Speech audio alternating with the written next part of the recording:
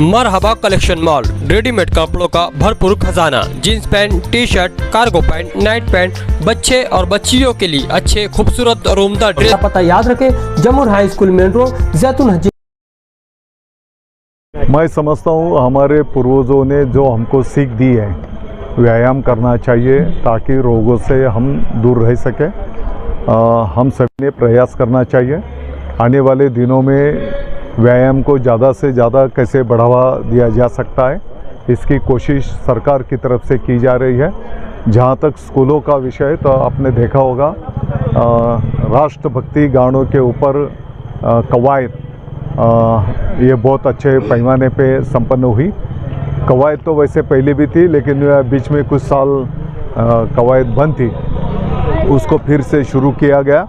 और आपने देखा होगा 26 जनवरी भारतीय प्रजासत्ताक दिन के शुभ अवसर पर पूरे महाराष्ट्र से 2 करोड़ से ज़्यादा विद्यार्थियों ने कवायद सादर करके एक विश्व विक्रम निर्माण किया है। मैं समझता हूँ जो मोबाइल में बचपन से अभी आने वाली हमारी पीढ़ी जो जा रही है, उससे अगर हमको निकालना चाहिए तो स्पोर्ट्स के ऊपर हमको ध्यान देना पड़ेगा। आने वाले दिनों में जो शिक्षक भर्ती होगी, वहाँ पर भी कला और क्रीड़ा को प्राधान्य दिया जाने वाला है। और जो ग्राउंड पे खेलने वाले अच्छे क्रीड़ा में जिन्होंने नैपुण्य सादर किया है, आपने महाराष्ट्र का, भारत का नाम रोशन किया है, ऐसे भी क्रीडापटुओं को वहाँ पर संधी मिलने वाली है। 100 कुस्तीपटूंना पुरस्काराचा वितरण कार्यक्रम आपल्या सर्वांच्या उपस्थितीमध्ये संपन्न होतो आहे। या कार्यक्रमाप्रसंगी उपस्थित ज्यांनी जवळपास आपलं संपूर्ण जीवन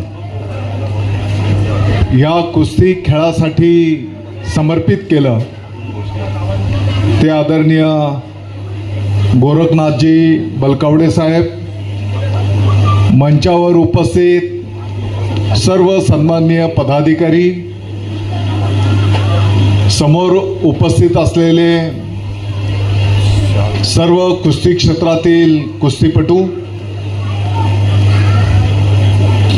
पत्रकार मित्र, उपस्थित बंधू आणि भगिनींनो,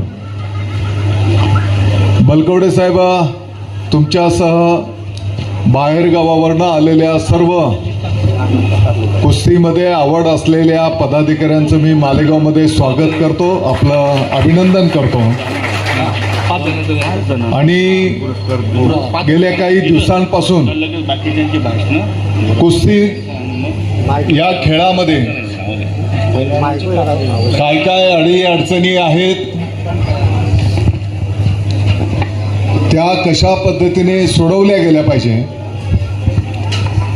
या संदर्भामध्ये तुम्ही जे प्रयत्न करता आहेत, मला वाटतं की या संपूर्ण टीमचं आपण टाळ्या वाजवून अभिनंदन केलं पाहिजे। बलकवडेजी, मी आपल्याला आश्वस्त करू इच्छितो, येणाऱ्या काळामध्ये आपल्या या क्षेत्रातल्या अडीअडचणीच्या संदर्भामध्ये ज्या काही सूचना असतील, त्या सूचना मग राज्य शासन असेल, क्रीडा विभाग असेल, माननीय मुख्यमंत्री महोदय असतील, माननीय उपमुख्यमंत्री महोदय असतील, यांच्यापर्यंत पोहोचवण्याचं काम तुमचा एक भाऊ या नात्याने मी स्वतः करीन। अगदी माननीय मुख्यमंत्री महोदय, माननीय उपमुख्यमंत्री महोदयांकडे या संदर्भातली बैठक लावण्याचा जरी विषय असेल, तरी मी स्वतः विनंती करून निश्चितपणे त्या पद्धतीचं बैठकीचीही विनंती आपल्या सर्वांच्या वतीने मी निश्चितपणे करीन। ज्या कुस्तीपटूंनी अगदी लहानपणापासून, जसं आता प्रमोद पाटील सांगत होते, या लाल मातीमध्ये घाम गाळण्याचं काम केलं, काही खेळाडू तर अतिशय गरीब कुटुंबातले आहेत. अतिशय प्रतिकूल परिस्थितीमध्ये ते या कुस्तीसाठी सेवा करतायत, मेहनत करतायत, घाम गाळतायत. आणि म्हणून आपलं गवळी विजू कुठे गेला? विजूभाऊ या कुस्तीच्यासाठी जे जे काही करावं लागेल आपल्या मालेगाव पातळीवर ते आपण सर्वजण मिळून येणाऱ्या काळामध्ये निश्चितपणे करू. बलकवडे साहेब, पाठीमागच्या काळामध्ये खरं म्हणजे कुस्तीच्या संदर्भामध्ये त्यातल्या त्यात संपूर्ण शहरामध्ये अगदी पॉकेट वाईज अनेक आमचे खेळाडू आहेत, कुस्तीपटू आहेत. मला वाटतं संघटना पण 2-4 आहेत. जसं आता तुम्ही बोलले की सर्व संघटना एकत्रित करण्याचंही चांगलं काम तुम्ही त्या ठिकाणी करता आहेत. मला वाटतं की पाठीमागच्या काळामध्ये कॅम्पमध्ये एक मोठा आखाडा, त्याच्यासाठी 1 कोटी रुपयाचा निधी आपण मंजूर केला होता. हा, आपल्या तालीमसाठी पण 50 लाख रुपये त्या ठिकाणी त्याचं काम चालू आहे, प्रगतीपथावर आहे.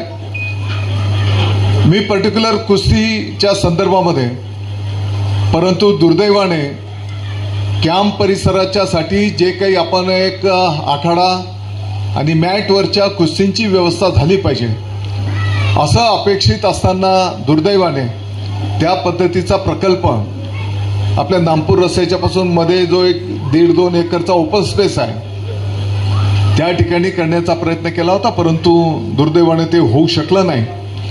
परंतु मालेगावमध्ये मी आपल्या प्रभाग सभापती साहेबांना पण बोललेलो आहे की तुम्ही एक चांगली या कुस्तीपटूंच्या दृष्टिकोनातनं एक चांगली जागेची गवळी साहेब, विजूभाऊ तुम्ही निवड करा आणि त्या ठिकाणी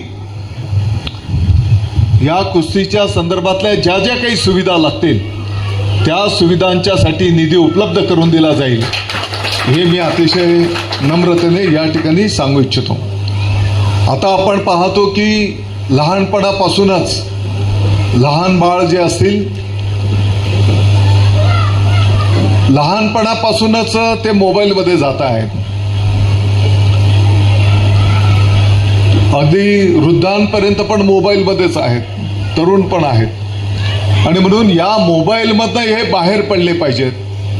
शारीरिक व्यायाम कमी झाला आणि म्हणून एक सुदृढ नागरिक घडवण्याचं काम हे सर्व कुस्तीपटू तुम्ही जे करताय, मला वाटतं की शासनाची पण जबाबदारी आहे की तुमच्या या चांगल्या संकल्पनांना पुढे नेलं पाहिजे. आणि म्हणून काही मुद्दे कदाचित राज्य पातळीवरचे असतील, काही आपल्या जिल्हा पातळीवरचे असतील, काही कदाचित देश पातळीवरचे असतील. जसं तुम्ही आता त्या स्टेरॉइडच्या संदर्भात जे काही बोलत होतो तो देश पातळीवर आपल्याला न्यावा लागेल. आणि म्हणून ज्या ज्या प्लॅटफॉर्मवर या विषयांचा पाठपुरावा करण्याची आवश्यकता आहे त्या त्या प्लॅटफॉर्मवर आपण सर्वजण मिळून निश्चितपणे याचा पाठपुरावा करू. आपल्याला माहिती आहे की कदाचित आपल्याच तालमीतला हर्षवर्धनजी सदगीर डबल केसरी, आणि आपल्या सर्वांच्यासाठी भाग्याची गोष्ट आहे की पुण्याला त्या कुस्तीला मी पण स्वतः उपस्थित होतो. मलाही त्या कुस्तीचा आनंद घेण्याची संधी मिळाली होती आणि त्या कुस्तीमध्ये सदगीरजींनी गुण मिळवत त्या ठिकाणी डबल केसरीचा बहुमान त्या ठिकाणी मिळवलेला आहे. आता सदगीरजींनी तर त्याचं काम केलेलं आहे आणि डबल केसरी तर सदगीरजींना त्या ठिकाणी शासनामध्ये कायमस्वरूपी नोकरी मिळाली पाहिजे, यासाठी मी स्वतः पुढाकार घेऊन या संदर्भातला पाठपुरावा चालू आहे. आणि मला विश्वास आहे की येणाऱ्या काही दिवसांमध्ये हर्षवर्धनला, आणि आमचा प्रयत्न चालू आहे की त्यातल्या त्यात नाशिक महानगरपालिकेमध्ये हर्षवर्धन सदगीरजींना कायमस्वरूपी नोकरी आणि माझा मानस आहे की ती पण क्रीडा क्षेत्रात मिळाली पाहिजे, की जेणेकरून इतरही खेळाडू त्यांच्या मार्गदर्शनाखाली त्या ठिकाणी निर्माण होऊ शकतील. आज या ठिकाणी बोलत असताना माझी मालेगावच्या सर्व कुस्तीप्रेमींना विनंती आव्हान असणार आहे की आपण सर्वजण एकत्रित बसा आणि एक चांगला मालेगावच्या पातळीवर मोठी व्यायामशाळा आखाडा कसा आपण निर्माण करू शकतो. मॅटवरचंही प्रावधान तिकडं असलं पाहिजे, कारण आता येणाऱ्या काळामध्ये ज्या पद्धतीने कुस्तीमध्ये पण बदल होत आहेत त्याही स्पर्धेमध्ये आपल्याला राहावं लागणार आहे. आणि म्हणून याचा एक आराखडा तयार करून भोसले साहेबांनाच मी विनंती करणार आहे.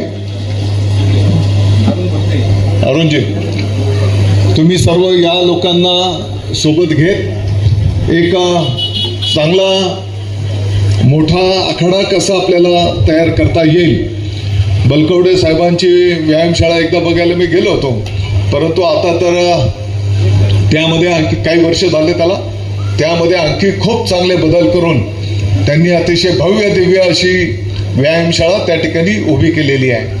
आणि म्हणून आपल्या मालेगावमध्ये सुद्धा अशी चांगली आखाडा आणि बाकीच्या सर्व साहित्यांयुक्त अगदी लहान मुलांच्या पासून तर जे जे काही कुस्तीपटू असतील त्यांच्या दृष्टिकोनातून जी काही आपल्याला सुविधा लागेल त्याचा तुम्ही कार्यक्रम तयार करा, जागा निश्चित करा.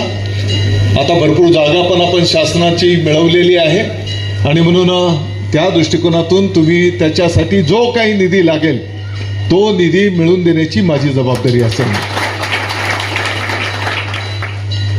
येणाऱ्या काळामध्ये नामपूर रस्त्याला जे काही आपलं काष्टीला छत्रपती शिवाजी महाराज कृषी विज्ञान संकुल आहे त्या संकुलामध्ये एक 10-15 एकर जागेमध्ये एक छान स्टेडियम पण आपण प्रस्तावित करतो आहोत, की ज्या स्टेडियममध्ये सर्व सुविधा आपल्याला कशा देता येतील.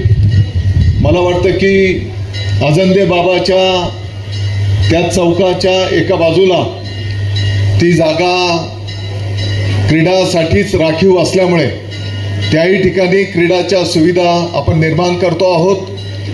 आणि रावळगाव नाक्यावरची मालेगाव महानगरपालिकेची जी शाळा होती आता बंद आहे, त्या शाळेच्या जागेमध्ये सुद्धा आपण त्या ठिकाणी क्रीडाच्या संदर्भातल्या काही सुविधा निर्माण करायला घेतो आहोत.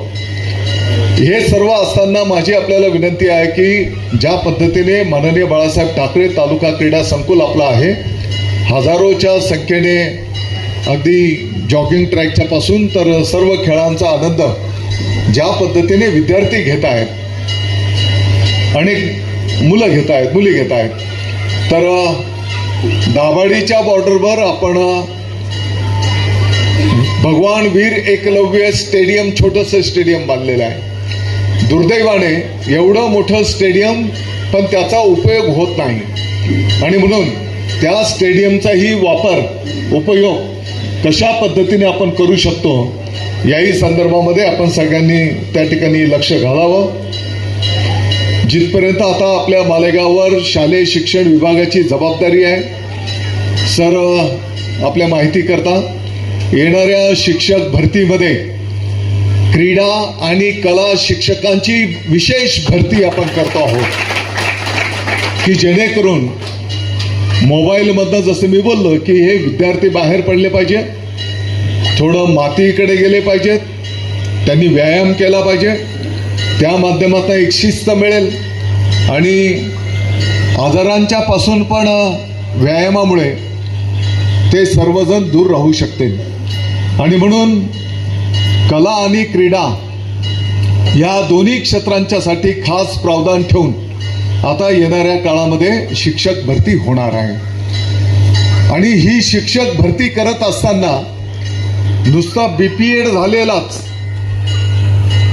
शिक्षक आपण घेणार नाही, तर जो ग्राउंडवर खेळलेला आहे, ज्याने प्रावीण्य संपादन केलेलं आहे, अशाही लोकांना शिक्षक म्हणून आपण त्या ठिकाणी त्याचंही प्रावधान त्या भरतीमध्ये केलेलं आहे की जे ग्राउंडवर खेळून त्यांनी बाबा राज्य पातळीवर देश पातळीवर ज्यांनी काही पदक मिळवलेले आहेत त्यांना सुद्धा या शिक्षक भरतीमधून त्या ठिकाणी स्थान मिळणार आहे.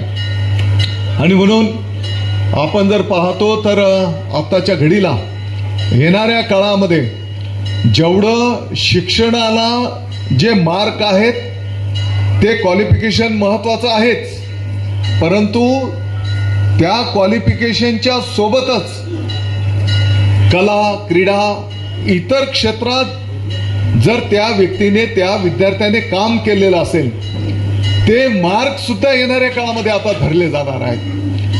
उदाहरणार्थ एखाद्याला जर 78% मार्क आहेत, एखाद्याला 80% मार्क आहेत, 80% वाल्याने जर इतर क्षेत्रात काही काम केलेलं नसेल, 78% वाल्याने जर कला क्रीडामध्ये काही प्रावीण्य मिळवलेलं असेल तर कदाचित 78% वाल्याचं ऍडमिशन होईल, 80% वाला पाठीमागे पडणार आहे.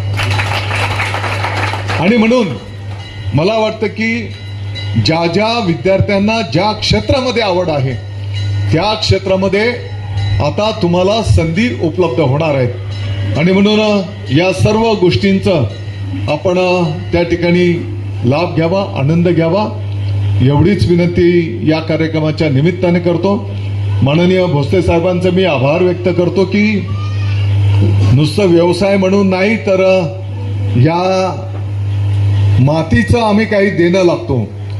ही जी परंपरा त्यांच्या वडिलांच्या पासूनची आहे ती परंपरा पुढे सुरू ठेवण्याचं काम माननीय भोसलेजींनी या ठिकाणी कंटिन्यू सुरू ठेवलेलं आहे.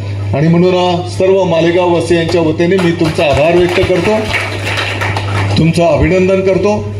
मला पुढे आणखी 1-2 कार्यक्रमांना जायचं असल्यामुळे सर्व पाहुण्यांची परवानगी घेत परत एकदा आपलं सगळ्यांचं मी स्वागत करतो, आपला आभार व्यक्त करतो. आणि आपल्या ज्या काही सूचना असतील अडीअडचणी किंवा पुढे पाठपुरावा करणं, एक आपल्या लेटर पॅडवर जर त्या लिहून दिल्या तर त्याचा पाठपुरावा करणं वेळ प्रसंगी अगदी क्रीडा मंत्री महोदयांच्यापासून उपमुख्यमंत्री महोदयांच्यापासून तर मुख्यमंत्री महोदयांच्यापर्यंत तुम्हाला घेऊन जाणं, तुमच्या विषयी त्यांच्या समोर ठेवणं, ही सर्व कामं करण्याची एक तुमचा भाऊ म्हणून मी स्वतः जबाबदारी स्वीकारेन एवढंच मी या निमित्ताने सांगतो.